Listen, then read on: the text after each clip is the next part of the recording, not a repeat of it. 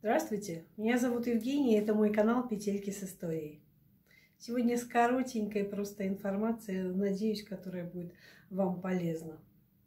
Вяжу обыкновенные варежонки на 3 спицах, серенькие, но тепленькие.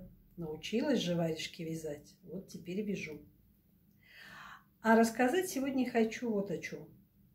Когда-то, лет, наверное, 5 назад, у меня был сильный кашель, который вообще невозможно было вылечить какими-то лекарствами. И я так кашляла, что приходилось с собой брать в транспорт в общественный какую-то теплую водичку, теплый чай для того, чтобы когда начнется приступ кашля, что-то пить теплое, чтобы заглушить этот кашель. И этот мой кашель услышал мой сослуживец по работе и сказал: что вы маетесь-то? Есть же обыкновенное народное средство, очень простое, которое может помочь. И я это средство использовала в течение 3 дней. И кашель, которым я мучилась, практически, наверное, месяц, он, кашель волшебным образом по истечении этих 3 дней исчез. Я была сама поражена.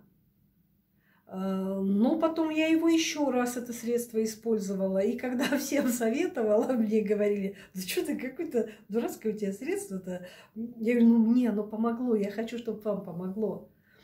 И поэтому я хочу вам его рассказать, это средство, очень простое. Потому что лекарства я не люблю пить, и думаю, что многие не любят его пить. Вредно это. Поэтому делюсь простым, но действенным рецептом, испытанным на себе. Берете 30 грамм соленого свиного сала и столько же, то есть 30 грамм обыкновенного репчатого лука. Большую луковицу или такую среднюю на 4 части поделить. Можно вот эту 4-ю часть, можно 2 половинки использовать, если небольшая луковица.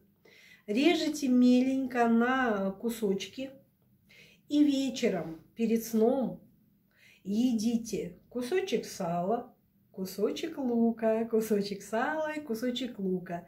Не заедаете хлебом, не запиваете водой. Съедаете все это и ложитесь спать. На 2-й и на 3-й день повторяете эту же процедуру. И кашель проходит. Для тех, кто не ест свиное сало, для мусульман, например, можно использовать соленый курдюк. И также лук репчатый, головку, в головке отрезать. Попробуйте. Может быть, кому-то действительно это поможет, как помогло это мне.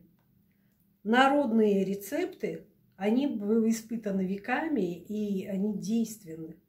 Поэтому в наше время сейчас, когда зима, холодно, люди заболевают, простужаются, кашляют, это актуально. Попробуйте, заходите, я буду вас ждать.